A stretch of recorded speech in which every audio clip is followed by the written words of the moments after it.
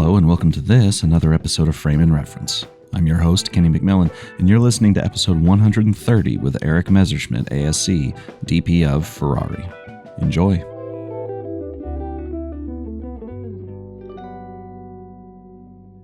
I was lucky enough to see the Ferrari screening with Michael Mann and Denis Villeneuve. Oh, cool. And at the Academy screening or whatever. And then they were just hanging out eating snacks with everyone. I figured they would have bailed real quick. Sure. So I got to meet them, so that was cool. But I feel like that was like the best way to experience it. But I would like. Are you cool talking about The Killer a little bit? Because I think there's an interesting like comparison and contrast. Plus, everyone's lucky enough to have the most recent ASC magazine where the two compared and contrasted. Right. But I did notice because I learn in comparison is my point.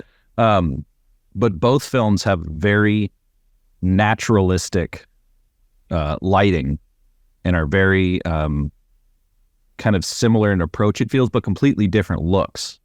Yeah. Which obviously ties into the similar DP.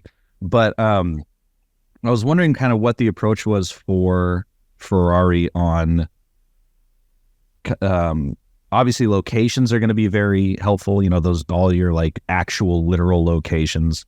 Did you kind of take this, did you from our last conversation, did you learn anything from Devotion, having all that action and whatnot, which is another film that didn't look particularly stylized. Is that just kind of your approach, or do all three of those directors kind of ask that of you, or is that just kind of how things shake out? I mean, I think my automatic place of, where I start is from naturalism. I just think it's like, if we're photographing something, it shouldn't be, like it should sort of come from a place of realism, I mean, Gordon Willis is my hero. I think he was doing stuff that no one else was doing, and he was, he wasn't just putting someone in a glamorous key light because there's space off the camera right and she looks great when she's lit from camera right. He was like considering what the environment is, and not a lot of people were doing that at that time. Really, people were still very stuck in this kind of Hollywood. Well, this is how you do it. This is how you light a close up. But for me, it just makes kind of logical sense. It's like the environment should be real. It should remind the audience of what that place is. In the case of Ferrari, there's, absolutely like visual references that we were using, in particular, like Italian painting, I literally wrote down Caravaggio. Yeah, good. I mean, that's what Michael said. Yeah. Yeah. Oh, good. But Caravaggio came from a place of realism too. The light comes from what's in the frame. He's like, the light comes from the candle. The light comes from the window. And then it's like the subtle use of contrast and direction and blocking and stuff all supports that idea. But it all comes from a place of, well, what does the space look like? For me, it's like the second I try to think outside of that, like where I'm sitting now, there's a big window in front of me. I could block the window and I could put a light over here and I could shape it. It never looks as good. It just doesn't, if I like try to manipulate it out of what it kind of naturally is. It's like force feeding something, Right. But I mean, I also think simplicity is always better, and like less stuff is always better. It's like you have to the director should be nimble. The director should feel like they're not constrained by all this stuff, unless they're like, look, I want it to look super stylized. I want this, and this. It's like, okay, well, that's going to change, where we can put the camera. The Killer is stylized, but it's all stylized from a place of like, naturalism, I think, and Ferrari's very much the same way. Yeah. How do you for like people who are starting out or whatever, it's very easy to say, oh, keep it simple, and then someone goes off and does that and it looks incredibly like you can see the light. Like one thing that really helped me out was just getting a color meter lights that actually had like XY coordinates and just matching, like exactly matching everything. Sure. And, kind of what are maybe some pitfalls you see when people try to work with the given light and then it just doesn't quite look natural? Well, like it's for me, it's all about camera direction. It's like where you put the camera. Like you can either make it really hard for yourself, you can make it really easy. When people go for that look and they fail, it's usually because they're putting the camera in a place where that just doesn't work. It's like, for me, like every location has like 2 or 3 good shots, maybe, and then a lot of really shitty ones. And it's and ultimately it's like, hopefully the director is on board, or they're aesthetically inclined where they can see that. I find sometimes people are attracted to locations, and not because of the visual opportunities that they offer, but because of the story opportunity that they offer. And then there's occasionally conflict there. People love the feel of a location when they walk into it. Sometimes directors, they walk in, they're like, just love how this feels. It doesn't mean that feeling is going to be communicated to the audience, though. Or they have sometimes people make autobiographical films and they want to go shoot in their hometown, and they're like, it just doesn't look like how they imagine it, and it ends up being like, well, what are the aesthetic things that remind you of this place, that make this place special, and how do we exploit it? And usually there's like it's 2 things. It's not 15 things, right? But I think people get really obsessed with equipment. I think they get, they want to, they read American Cinematographer or whatever, and like, I want to use this piece of camera, or I want to use this camera, or so-and-so shot with these lenses, I have to have these lenses. I just don't really believe that. I just don't. Most of the good work I've done, I could probably do on an iPhone. Yeah. Well, to that point, I think this is going to sound absurd to certain people, but like just picking a V-Raptor and a Summilux is that's a pretty like neutral base. Yeah, absolutely. Yeah. I mean, I don't believe that I just don't think it's the camera that gives you the look. And I don't think it's right. I think there's Stan Sasaki who gives you the look. Well, he can help, he can certainly help, but that's all icing on the cake, man. That's like the last 2%. Yeah. It's not, that's not the decision. Like I do commercials all the time. People are like, I want to shoot anamorphic. Okay. I hope you don't have a product. Well, to me, that's not where the look comes from. Yeah. It's not where the drama comes from. It's not really, it's certainly a choice you make. But it shouldn't be the primary choice. Like, I don't think of it as like the most important, like the most important choice is all about the cinemagrammer and how you're going to tell a story. And, I can, shallow depth of field and close focus and all that stuff. Like there's like 400 different ways to achieve that kind of thing, all with subtle differences. But they don't make the commercial better, and they don't make the movie better. What's in front of the camera has to make the movie better, and how we sequence it. That's really what matters. It's like, I'd love to stand here and be like, oh, it's all about the cinematography. It's really not. I just don't believe that anymore. Well, it was you guys who taught me sort of surreptitiously about how the importance, and I've mentioned this on this podcast many times, but like the importance of production design, and how like that makes you as a DP look way better than any camera or lens could possibly do for. 100%. I mean, like the painter is the most important person. Like how we're gonna, how do we keep the walls dark? How do we, how do we maintain separation? How do it's like a bad set is really hard to light. Good set is really easy to light. That actually reminds me of 2 things. Well, hold on, let me write. I've started writing notes in the middle of conversations instead of forgetting every 5 fucking seconds. So that's an upgrade since the last time we spoke. Your episode's actually the most listened to episode. Oh no, the top 5 are a narrow margin, but you are technically number 1. There we go.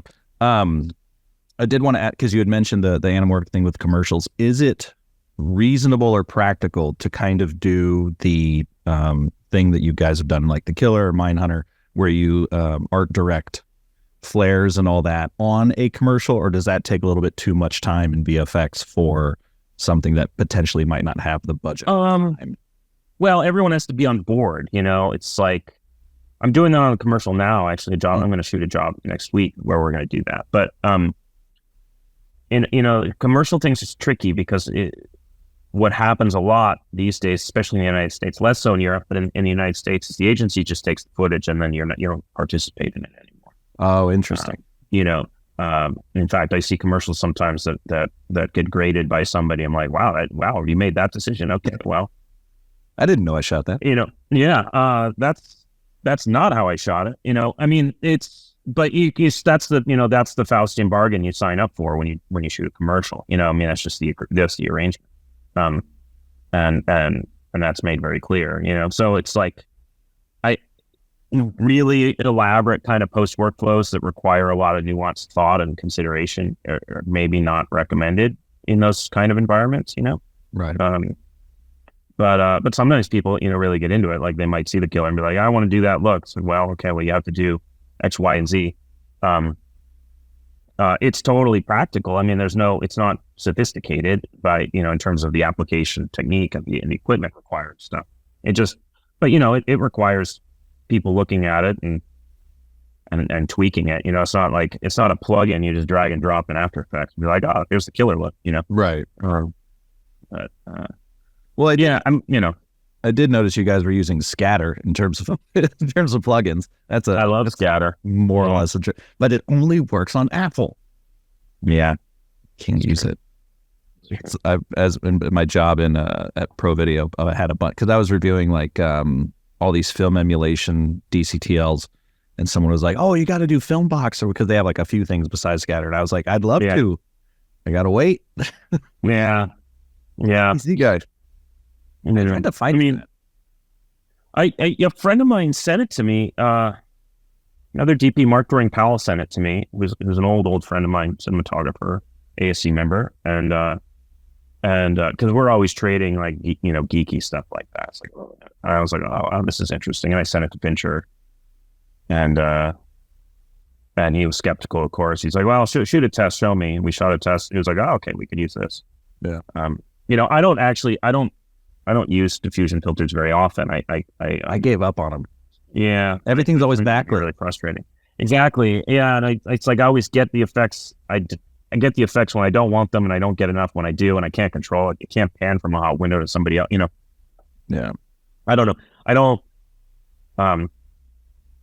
Yeah, less stuff. I wish they could be tunable. I mean, I guess that's what you're doing in post, but where you could rotate like a rotopola, but for filtration. Well, that's the great thing about Scatter is you can keyframe it, so you could start on a back, on a window, and then you can, you could be at a quarter or whatever, and then you can pan over against a dark background. And you can increase the value. You can't do that practically. To me, it's all about the final look. It has nothing to do with. I'm not nostalgic about it. I'm just not. It's not like, oh well, I have to use diffusion filters because that's how. Stanley Cortez would have done it, and it's like, well, I think Stanley Cortez would have used every single tool at his disposal as well.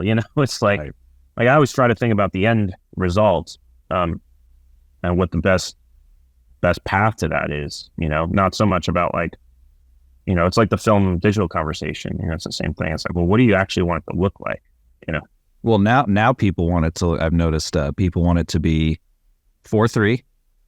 They want it to be VHS-y.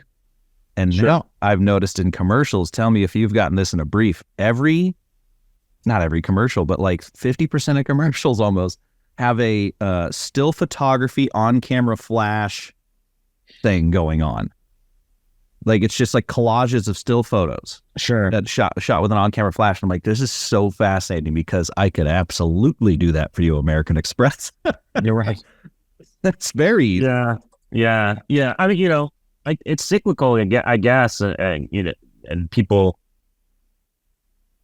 look at the trends of who, what sort of images are influencing people. We live in a time now where Instagram and TikTok, the 9:16 frame is oftentimes more, it reaches more eyeballs than the 16:9 frame. Yeah. Of course, yeah. And I don't really fault anybody for that. I mean, I obviously like to shoot stuff in landscape. When I take iPhone photos, it's always horizontal. But I actually have an anamorphic lens for my phone. That's that cool. I put an ND filter on it, but I've started playing with that now. That's funny. I mean, Oh, I thought you were gonna go. Sorry. I did want to return to sets though, because in Ferrari there's two. Where's my note? I saw this in November, so I'm trying to remember. Talk about the Godfather influence a little bit. Oh, the top so there was two sets. The office set, like that kind of green office set, and then where did it go? They have an argument in like a living room. I noticed something kind of interesting about the office. It's incredibly sparse. Yeah. And I was wondering what the what's the point? What was kind of the decision making? Because it's literally just green walls. Like I would expect something on there. My filmmaker brain was kind of of course, but that's what Enzo's office looked like. Of course. No, in fact, at the Ferrari Museum in Modena, there's a recreation of his office, and it's exactly that. It's a simple brown desk with a telephone, a photograph of his son, and a pen. And nothing on the walls, no books, no imagery, nothing. And that was important to Michael. Michael wanted to, of course, like the art director kind of cinematographer brain of yours is like, well, can we put a picture on the wall back there? Maybe we can break it up. We put it, but that, it wouldn't be realistic. And that's really important to Michael. And, we lit it. I just overhead fluorescence. I put the fluorescence on and the windows kind of blown out. And, you use actual fluorescence for that room? I did. I did. Yeah. I figured I love Kinos, but at this point it's like even something like a mega light cloth or whatever, just those massive light blankets, just so easy. No, I mean, we see them in the frame sometimes, and it's like, oh, sure. It's always tricky for me that this balance of how much stuff to put up in the sky to kind of make your life easier, and against how that's going to influence the director's choices and where we can put the camera. The second you start arming in backlights and putting up pipe and it does start to look very studio lit really quickly. Right. That wouldn't have been right for this movie. I mean, this movie is basically, it's all about soft frontal top light. And that's kind of what Italian painting looks like. Like if you look at a Titian or a Tintoretto portrait, it's all kind of lit from here. It's kind of lit like I'm lit now. People might be like, oh, well, that's flat. And it's like, well, yeah, it is, because it's all about color contrast. It's not, it's about, and Caravaggio too. I mean, Caravaggio is all that hard soft light, this like distant far, soft light that sort of, that almost looks hard because it's through the aperture of the window, but it's all single source. And sometimes it's sometimes people are lit quite flat. Actually, it's just the contrast of the entire image is stunning. But I don't know. I always like walk into the set. It's like, well, what should be there? It's like it's the worst thing when you work with a designer or something where you walk into the set and it doesn't look like anything before you've done any. Like we should be able to walk in, and practical should be on, and it should look like a workable space. Right. In my opinion, it's like if it's an office, there should be the lighting in there that it would be for an office, and then we can turn it off and tweak it, obviously. But like, it should always start there. It's like, it's like, well, you're going to light it, right? It's like, well, no. Like it has to be lit, and then we'll adjust. In my head, for whatever reason, an analogy that popped up was Disneyland queue lines. They're very pre-lit. You would never go into there and be like, how are we going to fix this? If you were to there for whatever fucking I mean, it's like it should be something. Yeah. I was just thinking that office being so sparse in reality is such a interesting character trait, because in the film, obviously, you could get the opinion that he cares more about Ferrari, the company, than his family. But not only does that not suggest it, but I also don't believe that's the case. Right. I think he was just, it seems like you would know more. You studied the guy, but like, it does seem like he did care more about his family and was really bad at showing it. Sure. Well, I mean, it was eating, etc. But I guess that's very Italian. Yeah, I think. I mean, the movie is all about these polar opposite forces pulling on Enzo. You know, his family, the factory, business against racing, and all of that stuff. The two women in his life, the children in his life. I think that's very much the movie, and that's kind of why we wanted the movie to have two very different looks. You know, you're in the kind of dramatic portion with Penelope and Shailene, and all the stuff that happens in the factory and all those conversations, and that's a very specific kind of aesthetic. And then you get to the racing, and it's all visceral and high energy and disorienting. The Penelope fucking crushed it. Yeah, she's amazing. I did finishing that thought on the sets. The argument between them in the living room.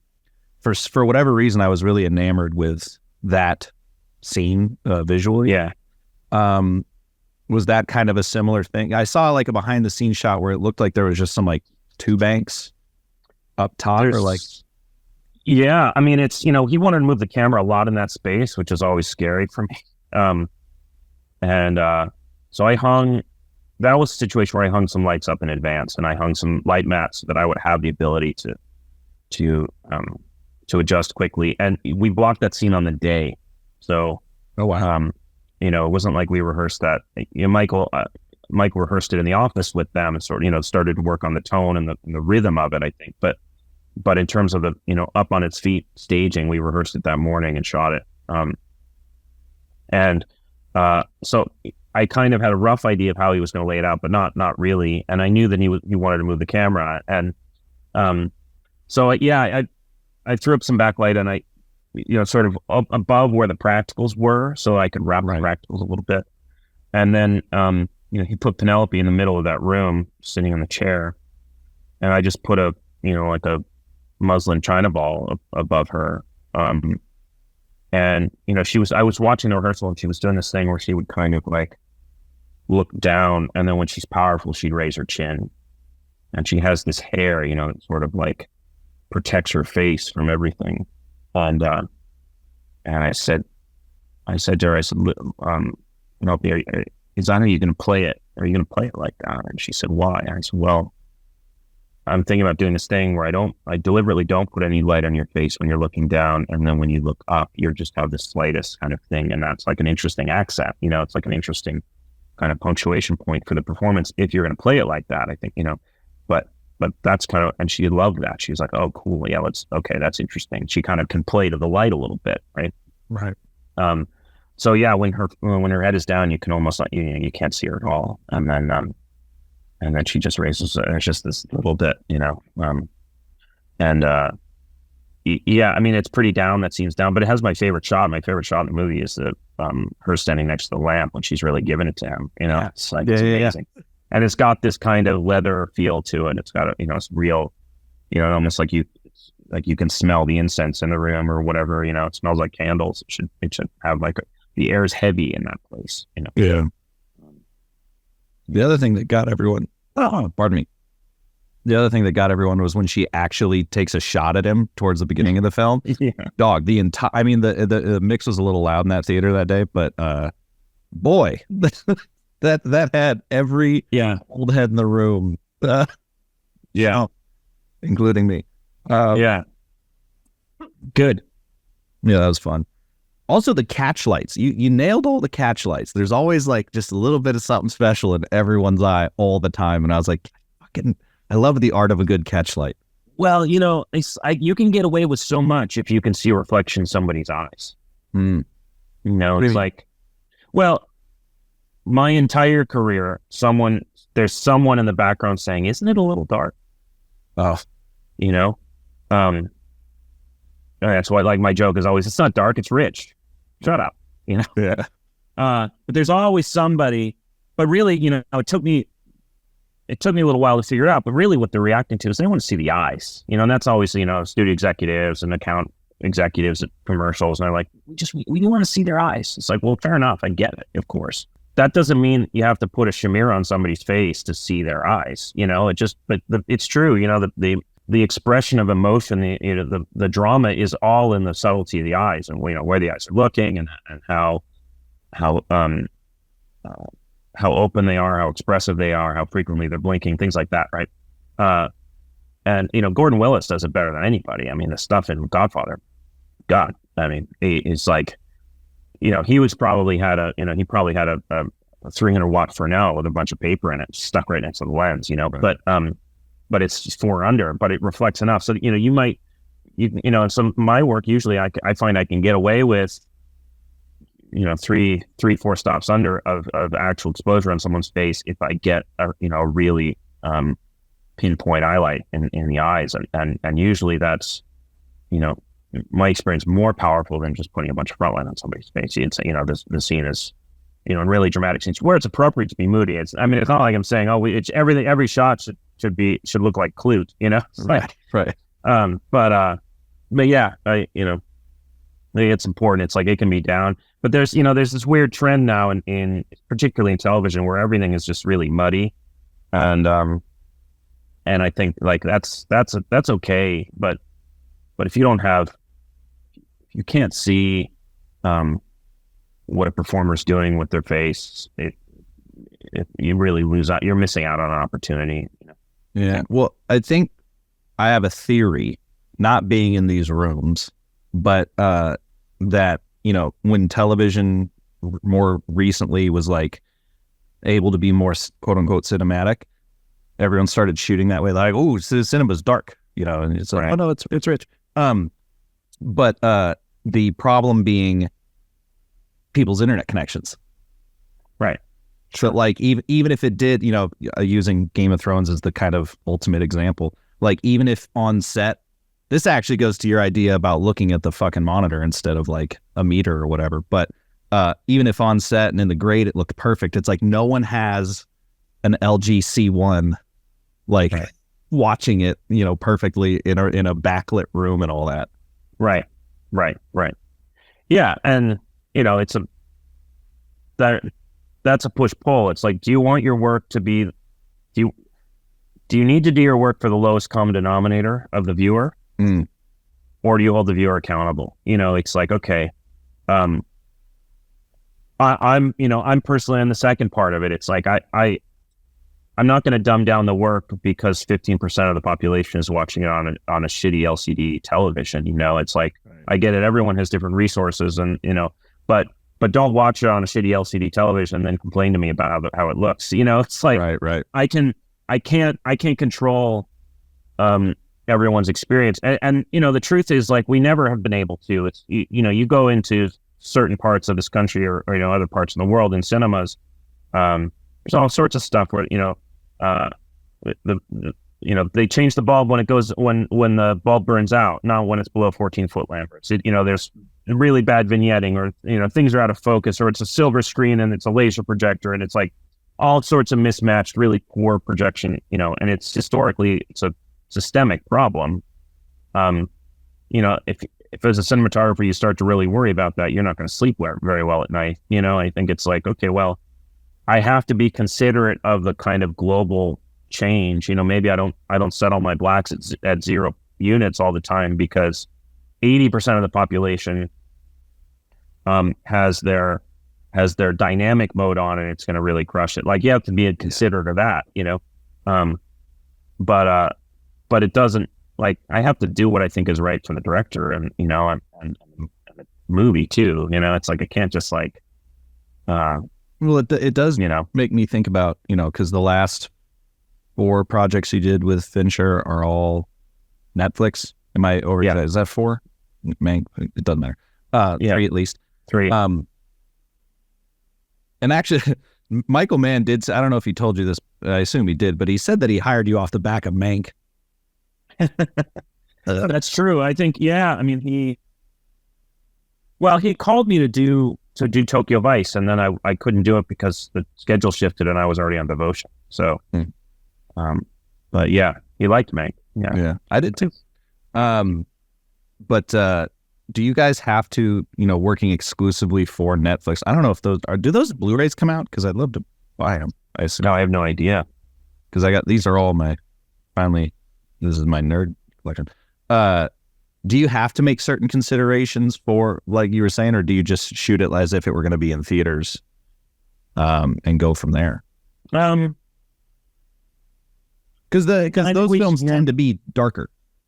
Yeah, I think we make one version. I mean, there's an HDR version and an SDR version. Sure. But we make the HDR version first because we believe it's the best. It's the most. It's the best example of how we think it should look. To me, the difference of the whole movie experience versus the cinema experience is not really image quality. It's the size of the screen. Like timing. Yeah, like this thing that's super common now. People shoot large format and they shoot everything at a 1:3, and it's like there's nothing in the frame and focus except for what's in the immediate foreground or whatever. That looks so cool on an iPad.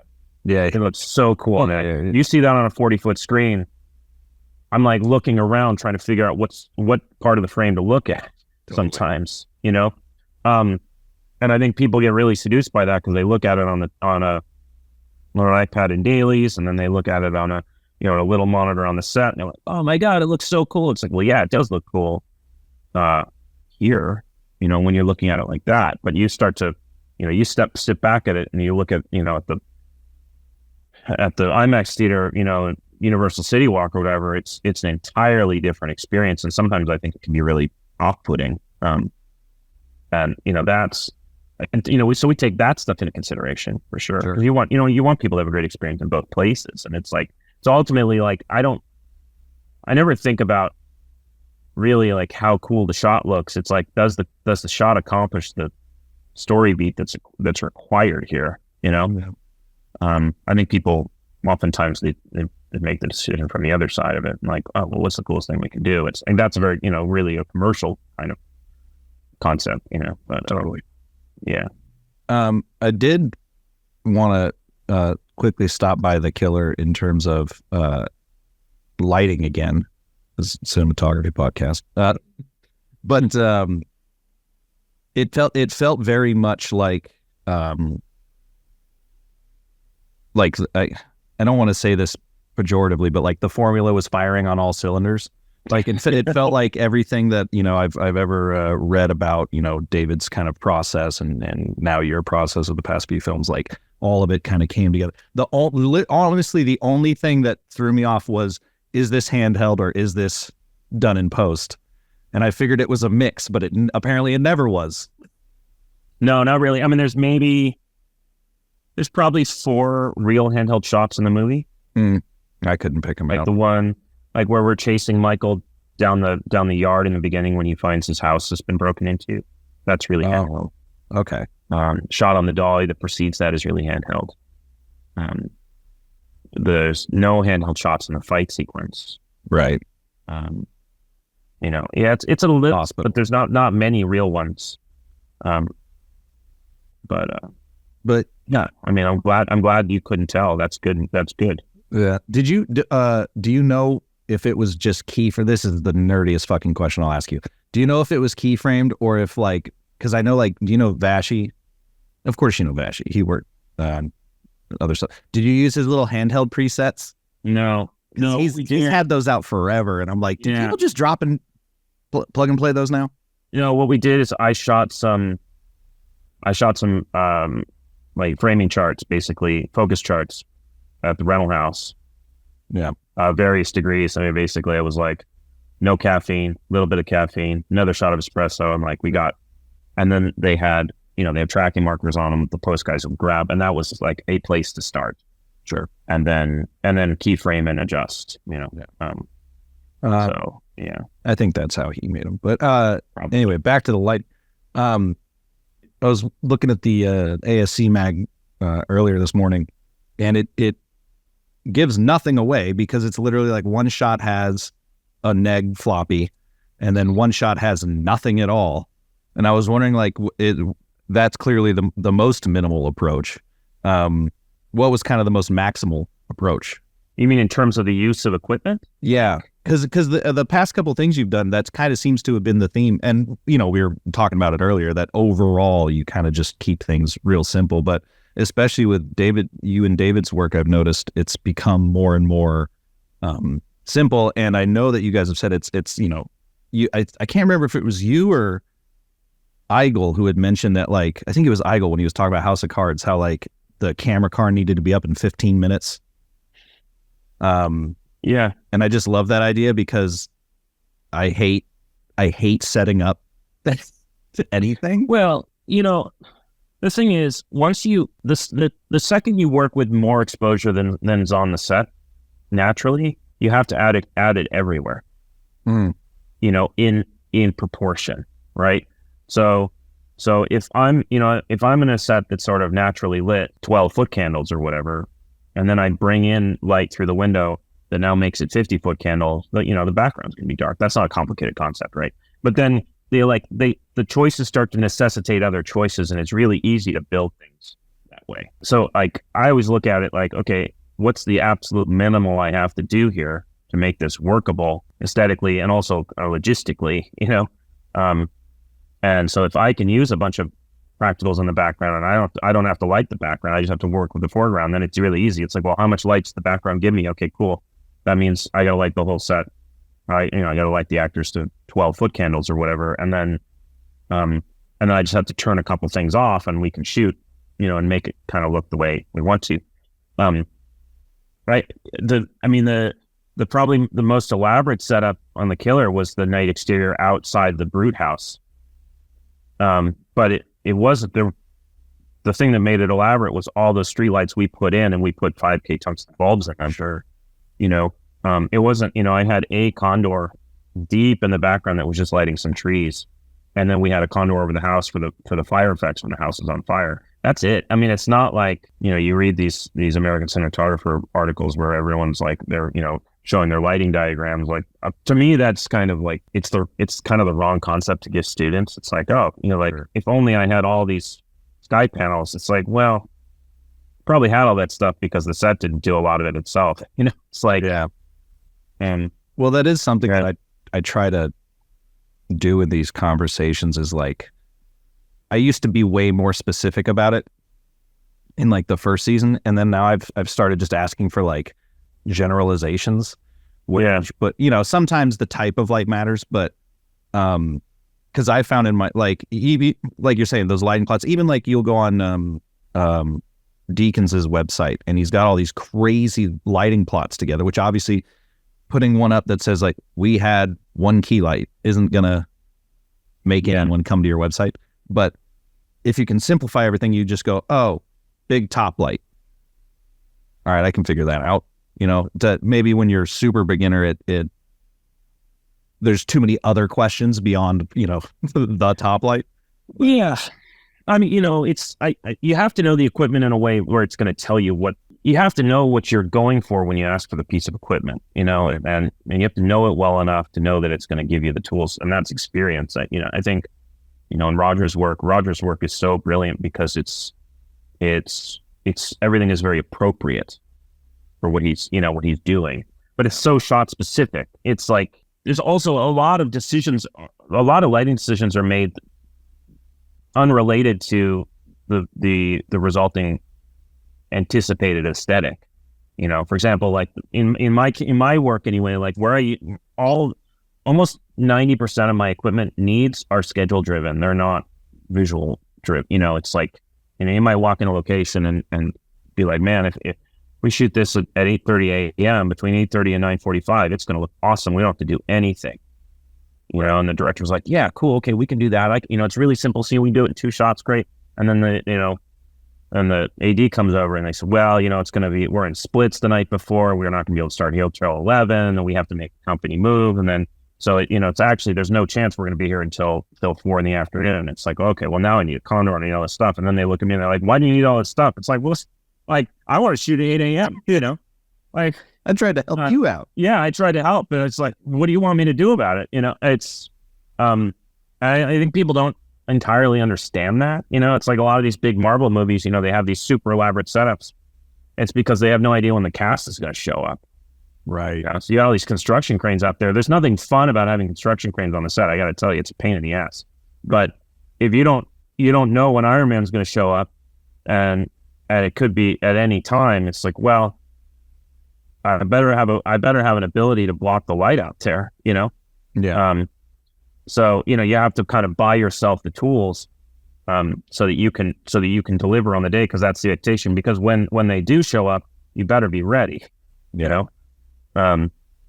But like, I don't know, if I had the choice, I like, there's no part of me at all where it's like, I have to have 48 footers around me all the time. Like, that's just terrifying. It's a cold pain in the ass, cart all that crap around and figure out places to stage it and all that stuff. It's like, much rather work with two lights if we can, Well, and I assume the novelty wears off the first time you do it.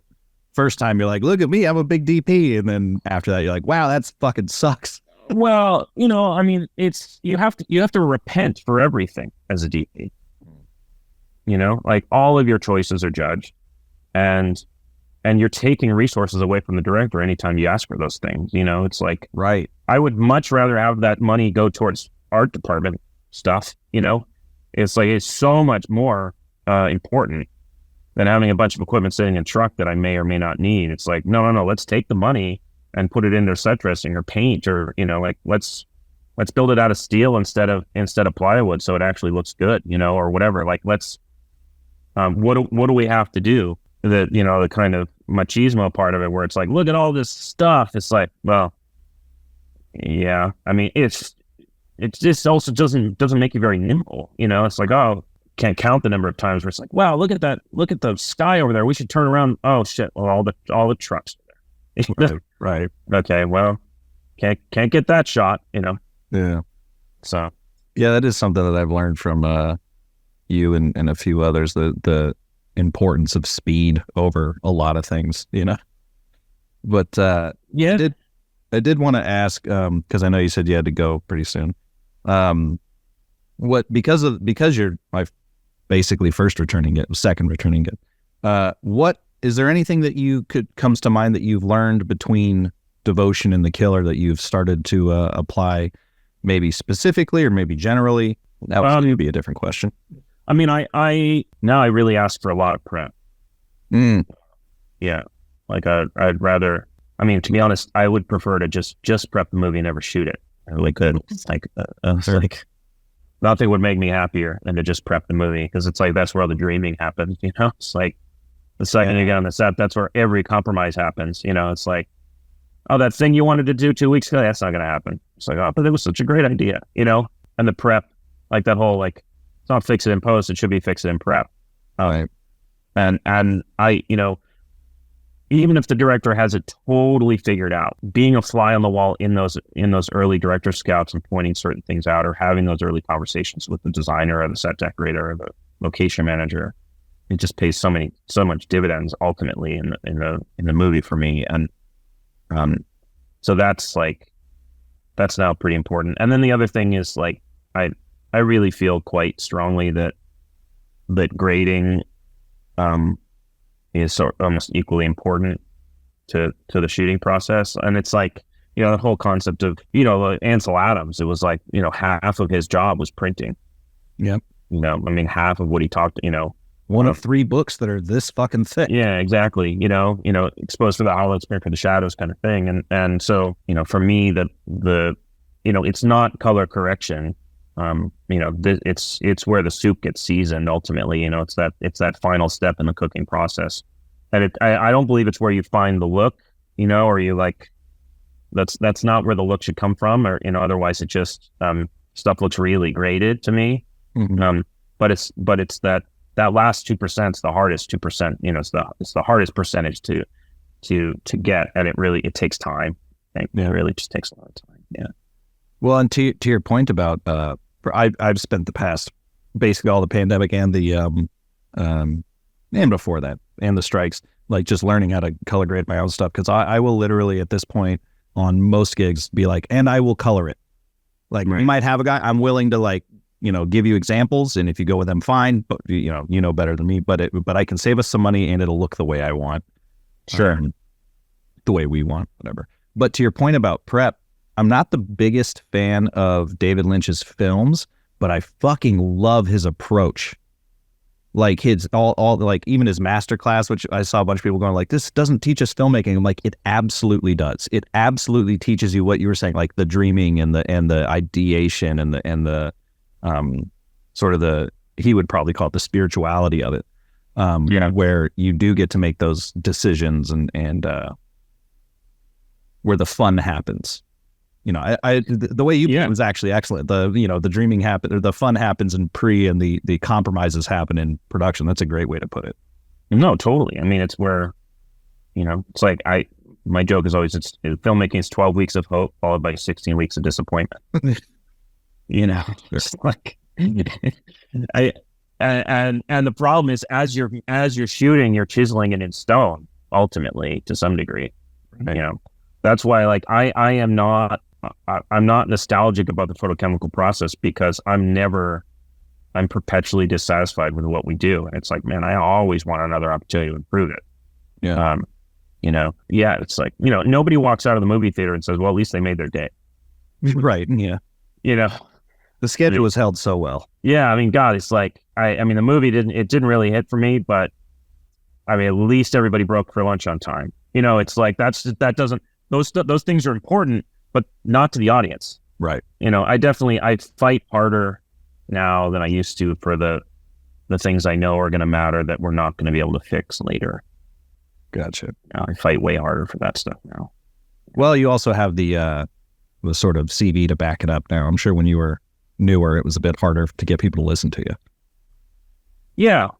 Yeah. I mean, it's always hard to get people to listen to you. It's like, but the other thing that I think is really important that I've learned a lot is that usually everybody on the film set has a different they have a different idea of what success looks like. Like they have a different idea of how they feel when they walk away and they're like, that was a great day. Like, the actors have a completely different perception of what that means than the line producer, and the more you understand that, the more you understand what everyone else's agenda is in terms of how they perceive a good day, means you can navigate it much easier. It's like no one has my perspective on what represents a great day except for me. And I always like try to like get myself in the director's shoes of like, well, what does the director see as a great day? Okay, how do I kind of get myself at least we're a unified force towards everyone else that has completely differing ideas. The studio that gets the cost report and the production report at the end of every day, they have a very limited perception of whether or not that day was successful. Did you shoot the call sheet? Did you break for lunch on time? What's the meal penalties? How many pre-calls did you have? That all, the cinematographer is responsible for a lot of those things ultimately. And there's a very weird metric for how that's judged. And it's not dailies, Right. And, you have to get good at kind of playing that game to some degree, I think, so that everybody walks away and they're like, oh, that was a great day, Yeah, totally. Yeah.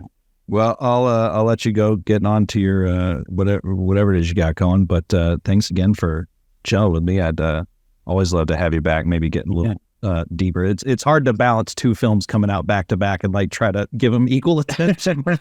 No problem. But yeah, man, thanks again. And you make really, really good compromises, bud. No, thank you. Not easy. It's not easy. Yeah. All right, buddy. All right, take care, man. Nice to talk to you. Cheers. You too, brother. Bye. Frame and Reference is an Owlbot production. It's produced and edited by me, Kenny McMillan, and distributed by Pro Video Coalition. If you'd like to support the podcast, you can do so by going to frameandrefpod.com and clicking the link to buy me a coffee. It's always appreciated, and as always, Thanks for listening.